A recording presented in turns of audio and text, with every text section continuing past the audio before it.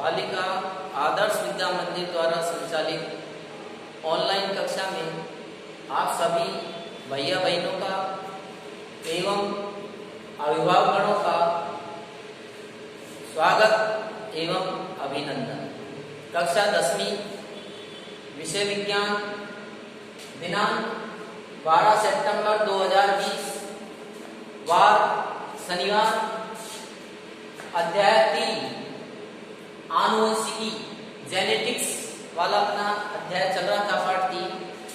उसी के श्रृंखला में आगे अपन देखिए इस पार्ट के अंदर अपना जो टॉपिक चल रहा था इससे पहले जो वीडियो था अपना उसके अंदर आनुवंशिकी शब्दावली चल रही थी, यानी आनुवंशिक शब्दावली का पार्ट फर्स्ट चल रहा था। और आज अपन आनुवंशिक की जो है शब्दावली है उसी का ही भाग 2 पढ़ेंगे आज। और इस भाग 2 के अंदर अपन जो टॉपिकों का अध्ययन करेंगे वो कौन कौन से हैं आप एक बार देख लीजिए। लक्षण प्रारूप, जीन प्रारूप, प्रभावी लक्षण, अप्रभावी लक्षण, एक संकर संकरण और द्विसंकर संकरण, ये आदि टॉपिकों पर आज अपन इनके बारे में परिचर्चा आज अपन यहाँ पर करेंगे। तो आप भैया भाई इनको ध्यानपूर्वक सुनेंगे। क्योंकि मेंडल के जब आगे अपन आनुवंशिकता संबंधी जो नियम बनाए थे उन्होंने 3, उन नियमों का अध्ययन करने से पहले इन टेक्निक या तकनीकी शब्दों का ज्ञान होना आवश्यक है। तो आइए आज कुछ टेक्निक शब्दों के बारे में पिछले वीडियो में पढ़ चुके हैं और आज नेक्स्ट देखिए, आज सबसे पहले अपन पढ़ेंगे लक्षण प्रारूप। लक्षण प्रारूप क्या होता है? देखिए, कोई भी जीव जो होता है यानी किसी भी सजीव या जीव के बाहरी कारकों का उल्लेख, बाह्य कारकों का उल्लेख अर्थात जीव या सजीव आपको बाहर से कैसा दिखाई देता है। यानी कोई भी हो, मैं हूं आपको जैसे कैसे दिख रहे हैं, साहब इनके बाल घुंघराले हैं, कद के छोटे हैं, ये कलर की शर्ट पहन रखी है, पीली कलर की, जो भी है। तो किसी भी जीव के बाह्य कारकों का उल्लेख अर्थात जीव है जो बाहर से आपको कैसा दिखाई देता है। तो इसमें कौन कौन से लक्षण आ सकते हैं? जैसे आप बता सकते हैं जीव का आकार हो सकता है, उसका स्वरूप है, रंग रूप हो सकता है, कद अगर आप देखें जैसे लंबा है, बौना है, रंग की दृष्टि से देखें भाई वो लाल रंग का है, सफेद रंग का है, अर्थात जीव आपको बाहर से कैसा दिख रहा है। तो ये सब बातें हैं जो इसी लक्षण प्रारूप के अंदर आता है। तो लक्षण प्रारूप जो होता है इसको अंग्रेजी में अपन बोलते हैं जीनोटाइप। क्या बोलते हैं? जीनोटाइप। सॉरी, लक्षण प्रारूप को अपन फिनोटाइप कहते हैं। अब लक्षण प्रारूप जब आप पढ़ेंगे तो इसकी क्या खासियत होती है कि लक्षण प्रारूप जो होता है ये वातावरण से प्रभावित हो जाता है, यानी वातावरण है जो इन लक्षणों को बदल सकता है। जैसे अपन एक उदाहरण लेते हैं कि आपका कलर जैसे गोरा है थोड़ा, अगर आपको रोजाना धूप में बैठने के लिए कह देंगे तो निश्चित रूप से आप बाहर से तो कैसे दिखाई दे रहे हैं? गोरे दिखाई दे रहे हैं, मान ली रंग आपका साफ है, लेकिन आपको 2-3 महीने आपको धूप में लगातार बैठा दिया है, वहां काम कर रहे हैं, तो कुछ दिन बाद आप देखेंगे कि आपका रंग इतना जो गोरा होना चाहिए, कलर साफ जो होना चाहिए वो नहीं होगा, अर्थात कुछ गेहुआ कलर आपका हो जाएगा। तो इसका मतलब बाहरी स्वरूप जो होता है आपका है जो बदल गया। क्यों बदला? वातावरण के दौरान, ठीक है ना। तो इसका मतलब यही हुआ कि लक्षण प्रारूप जो होते हैं वो वातावरण के द्वारा बदल जाता है। साथ ही एक बात और ध्यान देंगे कि लक्षण प्रारूप का जब आप अध्ययन करते हैं तो उस समय जीव की जीनी संरचना पर ध्यान नहीं देंगे। जीनी संरचना पर आपको उस समय ध्यान नहीं देंगे, केवल उसके बाह्य कारकों का ही आपको उल्लेख करना है। तो आइए देखिए, यहाँ पर साफ लिखा हुआ है लक्षण प्रारूप, जिसको आप फिनोटाइप भी कहते हैं। किसी सजीव की बाह्य कृति यानी वो बाहर से आपको कैसा दिखेगा, तो बाह्य कृति को लक्षण प्रारूप कहते हैं, अर्थात जीव बाहर से कैसा दिखाई देता है और यह वातावरण द्वारा प्रभावित हो जाता है। इसमें पौधे के जीन प्रारूप को ध्यान नहीं रखा जाता। यानी क्या कर रहा है, जब आप लक्षण प्रारूप का अध्ययन कर रहे हैं या लक्षणों के बारे में जानकारी कर रहे हैं तो उस समय आप जीन प्रारूप को ध्यान में नहीं रखा जाता है। उदाहरण दे सकते हैं, इसका भारी आकार हो सकता है, उसका रंग रूप हो सकता है, लंबा हो सकता है, बौना है, लाल पीला गोल, ठीक है ना, या उसका बाह्य स्वरूप यानी आदि बातों पर इसका अध्ययन किया जाता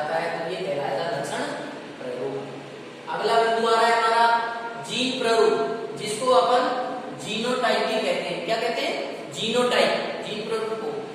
अब नाम से विदित हो रहा है जीन प्ररूप क्या है? जीन प्ररूप का मतलब है कि किसी जीव की जीनी संरचना, यानी जीव की जीनी संरचना का अध्ययन करना या उसके आनुवंशिकी जीनों के बारे में जानकारी करना, उसकी जीन प्ररूप कहलाता है या जीनोटाइप कहलाता है। और इस प्रकार का जो आप अध्ययन करेंगे, यानी यह जो जीनोटाइप है ये इतना वातावरण के द्वारा प्रभावित नहीं होता। और इस प्रकार जब आप जीनोटाइप का अध्ययन कर रहे हैं तो उसकी आप लक्षण प्ररूप को ध्यान में नहीं रखेंगे, केवल उसकी जीनी संरचना पर ही अध्ययन किया जाता है। जैसे लंबापन पौधा है, शुद्ध लंबा है मान लीजिए, तो कैपिटल डबल टी लिखेंगे आप यहाँ पर, जैसे शुद्ध लंबा। तो यहाँ पर आप इसकी जीनी संरचना यानी लंबे के जीन क्या होंगे? कैपिटल टी होंगे, तो ये कहलाएगा शुद्ध लंबा। ऐसे ही मान लीजिए देखेंगे तो देखिए यहाँ पर शुद्ध बौना, तो बौने के जीन है तो देखिए ये स्मॉल डबल टी है, और यहाँ पर लंबे के, तो इनकी जीन अलग है और इसकी जीन अलग है। तो यहाँ पर लंबा है, बौना है, इनसे कोई नहीं है, अपन को केवल इसकी जीनी संरचना पर आप ध्यान देंगे, ठीक है? तो ये आपको ध्यान में रखना चाहिए। आप आगे देखो इसमें लिख रखा है जीनोटाइप के बारे में क्या है कि किसी जीव की जीनी संरचना को हम जीन प्ररूप कहते हैं, और यह जीन की संरचना को प्रकट करता है। जीन की संरचना का मतलब हमने पूर्व में पढ़ा है कि किसी भी लक्षण के दो जीन होते हैं। कितने जीन होते हैं? दो जीन होते हैं, प्रभावी और दूसरी अप्रभावी। अब जैसे लंबेपन का जीन क्या हो गया? दो जीन है, देखो आप ये देखिए, ठीक है ना, तो ये हो गए कैपिटल टी। ऐसे ही अप्रभावी जीन की आप देखो स्मॉल डबल टी, तो ये जीनी संरचना होगी कैपिटल टी है। ये नहीं कि ये लंबा है, अशुद्ध लंबा, कौनला, इन पर ध्यान, केवल उसकी जीनी संरचना पर ही आप ध्यान देंगे। तो किसी जीव की जीनी संरचना को आप जीन प्ररूप कहते हैं, और यह जीन की संरचना को प्रकट करता है। इसमें जीव के लक्षण प्ररूप को ध्यान में नहीं रखा जाता। जब यानी कि जब आप जीनी संरचना को पढ़ते हैं तो उसके लक्षण प्ररूप में ध्यान मत दीजिए कि साहब ये लंबा है, बौना है, लाल, नहीं। उस लंबेपन का जीन क्या है? साहब ये है। बौनेपन का जीन क्या है? साहब ये है, ठीक है ना? तो ये बात आप ध्यान देंगे। आगे कह रहा है उदाहरण के लिए जैसे कैपिटल टी है, ये शुद्ध लंबा हो गया, और स्मॉल डबल टी क्या है? शुद्ध बौना। तो यहाँ ये बौना से मतलब नहीं, अपन को जीनी संरचना से मतलब स्मॉल डबल टी है। यहाँ पर देखिए आप कैपिटल डबल टी है, यहाँ पर देखिए ये भी समझिए, क्योंकि समान होती है समझिए और अलग अलग होती है जीनी संरचना। देखो ये कैपिटल टी है, ये छोटी है, तो अपन को जीनी संरचना देंगे अशुद्ध लंबे की कैपिटल टी और छोटी टी आती है, ठीक है? तो ये हो गए आपके जीन प्ररूप, जिसको आप जीनोटाइप कहते थे। क्लियर? अगला बिंदु आ रहा है हमारा प्रभावी लक्षण। क्या कहलाएगा? प्रभावी लक्षण। यानी प्रभावी लक्षण क्या है? ऐसा लक्षण जो F1 पीढ़ी के अंदर, यानी जो पादप अपना F1 पीढ़ी के अंदर जो पौधा अपना गुण प्रकट कर दे, वो तो क्या कहलाएगा?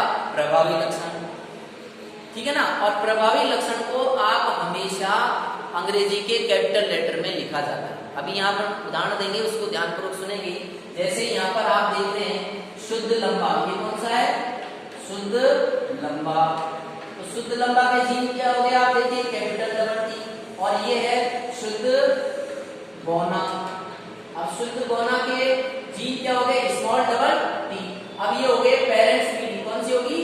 पेरेंट्स पीढ़ी। अब ऐसे दो जनकों के मध्य, कौन से दो जनकों के मध्य? शुद्ध लंबा पौधा और शुद्ध बौना पौधा, ऐसे दो जनक हो गए। ऐसे दो जनकों के मध्य क्रॉस कराते हैं, तो क्रॉस कराने पर हमको F1 पीढ़ी प्राप्त होती है। कौन सी पीढ़ी प्राप्त होगी? ये F1 पीढ़ी प्राप्त होती है। अब आप देखिए F1 पीढ़ी के अंदर यहाँ पर बुल्ले में कौन सा आ रहा है? जैसे चलो ये तो शुद्ध लंबा हो गया, शुद्ध बौना हो गया, लेकिन यहाँ क्या बुलाना आ रहा है? अशुद्ध लंबा। क्या बुलाना आ रहा है? अशुद्ध लंबा। अब लंबाई क्यों बुलाना है? जबकि यहाँ दोनों जीन है, कैपिटल टी भी और छोटे के भी है। लेकिन F1 पीढ़ी के अंदर, अभी अपन ने पढ़ा ना कि F1 पीढ़ी के अंदर जो पौधा अपना गुण या लक्षण प्रकट कर देता है वो तो कहलाएगा प्रभावी, और जो अपना गुण प्रकट नहीं कर पाता वो क्या कहलाएगा? अप्रभावी। तो यहाँ पर आपने देखा कैपिटल टी जो है इसने अपना गुण प्रकट कर दिया, तो यही प्रभावी है, जबकि मौजूद दूसरा भी है, लेकिन F1 पीढ़ी के अंदर ये अपना गुण प्रकट नहीं कर पाता है, छिप गया, क्योंकि ये बड़ा टी है देखो, और इसकी ओट में नीचे है जो छिपा हुआ है। तो है तो दोनों के लक्षण, लेकिन प्रकट कौन से हो रहे हैं? Capital T. तो क्या मतलब निकला उदाहरण से आपने कि मेंडल ने जब शुद्ध लंबा और शुद्ध बौने पौधे, ऐसे दो जनकों के मध्य जब क्रॉस कराया तो क्रॉस कराने पर F1 पीढ़ी के अंदर जो पौधा अपना गुण प्रकट कर देता है वो प्रभावी लक्षण कहता है, और उसको हम अंग्रेजी के कैपिटल लेटर से प्रदर्शित करते हैं, जो कि यहाँ पर कैपिटल T है जो प्रभावी लक्षण है। और अप्रभावी लक्षण का मतलब क्या हुआ कि जो पौधा F1 पीढ़ी के अंदर अपना गुण प्रकट नहीं कर पाता उसे हम अप्रभावी लक्षण कहते हैं, और अप्रभावी लक्षण को हम अंग्रेजी के स्मॉल लेटर से इंगित करते हैं। और कौन गुण प्रभावी है या कौन गुण अप्रभावी है इसका निर्णय या निर्धारण कौन सी पीढ़ी में होता है, F1 पीढ़ी पर ही पता चलता है। तो आइए देखिए यहाँ पर प्रभावी लक्षण क्या है कि वह लक्षण जो F1 पीढ़ी में अपने आप को अभिव्यक्त कर दे, अभिव्यक्त का मतलब अपने आप के गुणों या लक्षणों को प्रकट कर देता है, वह प्रभावी लक्षण कहलाता है। प्रभावी लक्षणों को हम इंग्लिश के कैपिटल लेटर में लिखा जाता है, जैसे कैपिटल T है यहाँ पर प्रभावी लक्षण। अगला बिंदु देखिए अप्रभावी लक्षण, वह लक्षण जो F1 पीढ़ी में स्वयं को अभिव्यक्त नहीं करता अर्थात अपने आप को F1 पीढ़ी के अंदर प्रकट नहीं कर पाता है, तो उसे हम क्या कहेंगे, यहाँ लिखा हुआ देखो, वह लक्षण जो F1 पीढ़ी में स्वयं को अभिव्यक्त या प्रकट नहीं कर पाता है वह अप्रभावी लक्षण कहलाता है। और इस लक्षण को अप्रभावी लक्षण को हम इंग्लिश के स्मॉल लेटर में इंगित करते हैं, जैसे यहाँ पर स्मॉल टी वहां पर आए कैपिटल T आया था, यहाँ पर क्या आएंगे अप्रभावी के अंदर स्मॉल टी आया। तो ये क्लियर हो गया आपका प्रभावी और अप्रभावी क्या है, इस उदाहरण से अपन ने क्लियर कर लिया। तो प्रभावी अप्रभावी का निर्धारण कौन सी पीढ़ी में होता है, F1 पीढ़ी में, ठीक है ना। जैसे आपने कई बार देखे होंगे दो जवान है आपस में दिखने में बहुत अच्छे लग रहे हैं, चट्टे गुट्टे दोनों ही, लेकिन कौन अगर दोनों में कुश्ती करा दें अपन तो कौन विजयी होगा कौन, तो इस बात का पता तो वो कुश्ती का जो अखाड़ा है मैदान उसमें ही पता लगेगा, ठीक है ना। अगर वो उस अखाड़े में अपना गुण प्रकट करते हैं भाई ये पहलवान है जो जीत गया ये हार गया, तो वैसी ही बात यहाँ पर होती है, गुणों का प्रभावी अप्रभावी गुणों का पता F1 पीढ़ी में ही लगता है।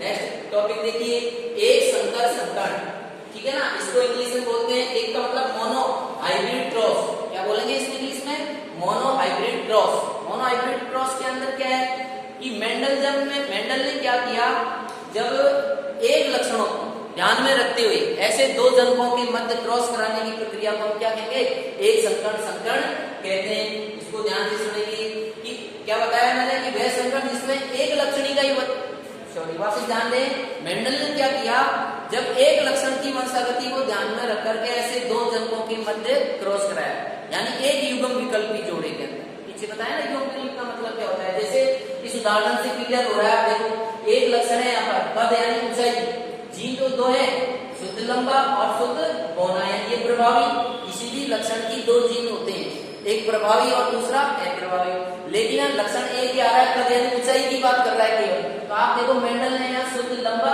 और शुद्ध बौना पौधे के अंदर है जो क्रॉस कराया, तो ये कौन सा लक्षण हो गया, एक ही लक्षण की वंशागति पर क्रॉस कराया, तो ये कहलाएगा मोनो हाइब्रिड क्रॉस। क्या कहलाएगा, मोनो हाइब्रिड क्रॉस। देखिए लिखा हुआ है कि वह संकरण जिसमें एक लक्षण की वंशागति का ही अध्ययन किया जाता है उसे हम एक संकर संकरण कहते हैं। जैसे उदाहरण दे सकते हैं, लंबेपन का क्रॉस कौन से पौधे के साथ करवाया, बौनेपन पादप के साथ कराया। यहाँ पर देखो लंबा शुद्ध लंबा पौधे का क्रॉस शुद्ध बौने पौधे के साथ कराया, तो यहाँ पर केवल एक ही लक्षणों की चर्चा कर रहे हैं हम। तो ऐसे जनकों के मध्य, ऐसे दो जनकों के मध्य किया गया क्रॉस एक संकर संकरण कहलाता है। अब आ रहा है अगला टॉपिक हमारा द्विसंकर संकरण। क्या कहला रहा है, द्विसंकर संकरण, जिसको इंग्लिश में बोलते हैं dihybrid cross. Dihybrid cross के अंदर क्या है, मेंडल ने जब एक साथ दो लक्षणों की वंशागति का अध्ययन किया। अब यहाँ जैसे उदाहरण से समझेंगे, दो लक्षण का मतलब एक तो उन्होंने कद के आधार पर लिया, कद का मतलब लंबा और बौना, और दूसरा उसके साथ क्या जोड़ दिया, रंग के आधार पर लाल और सफेद। तो देखो यहाँ पर अब दो लक्षण आएंगे, एक तो आपने लिख लिया लंबा व लाल, ठीक है ना, लंबे का कैपिटल T जीन होगी और रेड का हो गए R, ठीक है ना। अब ये तो एक लक्षण तो ऐसे ही इधर को देखिए क्रॉस कराएंगे, किसका, लंबा कौन हो गया, बौना, और इधर को वह सफेद या सफेद। अब बौना का क्या होगा, उसी की स्मॉल टी होगी और कैपिटल R का स्मॉल r। अब ऐसे दो जनकों के मध्य क्या कराएंगे, अपन क्रॉस कराएंगे। अब आप यहाँ पर ध्यान से सुनिए, यहाँ पर दो लक्षण हुए नहीं हुए, देखो लंबा और बौना, एक तो ये लक्षण हो गया और बताइए दो लक्षण हो, एक नहीं, एक तो कद के आधार पर और दूसरा रंग के आधार पर। तो मेंडल ने जब एक साथ दो लक्षणों की वंशागति का जो अध्ययन किया था या ऐसे दो जनकों के मध्य किया गया क्रॉस है तो क्या कहलाएगा? द्विसंकर संकरण। देखो लिख रखा, ऐसा संकरण जिसमें दो लक्षणों की वंशागति, ठीक है ना। तो आप बताएं दो वंशागति का अध्ययन किया जाता है उसे हम द्विसंकर संकरण कहते हैं। उदाहरण जैसे लंबे व लाल पुष्प वाले पौधे तथा बौने व सफेद पुष्प वाले पौधे पर दिया गया क्रॉस, जो यहाँ दिया है उदाहरण देखो, लंबे व लाल और दूसरा बौना व सफेद, ऐसे दो जनकों के मध्य क्रॉस कराएंगे। तो क्रॉस कराने पर अपन को F1 पीढ़ी के अंदर किस प्रकार के पौधे प्राप्त होंगे? तो देखिए इस प्रकार के पौधे प्राप्त होंगे। ये है अपनी F1 पीढ़ी। F1 पीढ़ी के अंदर क्या है? देखिए बुलने में कौन आ रहा है? लंबा और लाल आ रहा है, जबकि दोनों है, लेकिन ये प्रभावी जीन है इसलिए बुल नहीं दी, बौना का चर्चा नहीं हो रहा, ना इधर को सफेद हो रहा है। तो बुलने में क्या हुआ? जब मेंडल लंबे व लाल और बौने व सफेद ऐसे दो जनकों के मध्य क्रॉस कराया तो F1 पीढ़ी के अंदर उसे लंबे व लाल पुष्प पादप प्राप्त हुई। तो आपने देखा यहाँ पर दो लक्षणों की वंशागति के बारे में बातें बताई हैं कि दो लक्षण लिए गए। तो ये तो आज की आनुवंशिकी जो शब्दावली है उसमें हमने ये 6 बिंदु यहाँ पर लिए और मैं शायद समझता हूँ कि इनके बारे में आप कुछ समझ में आया होगा। निश्चित रूप से आप एक बार इनका अध्ययन करेंगे। आज की वीडियो में इतना ही, तब तक के लिए इजाजत, नमस्कार।